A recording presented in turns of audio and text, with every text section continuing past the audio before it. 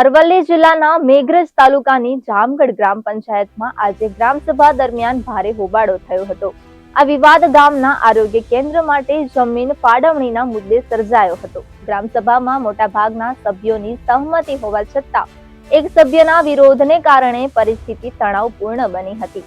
One વિભાગ દ્વારા ગામના જાહેર હિત માટે આરોગ્ય કેન્દ્ર બનાવવા માટે જમીન ફાળવવામાં આવી હતી.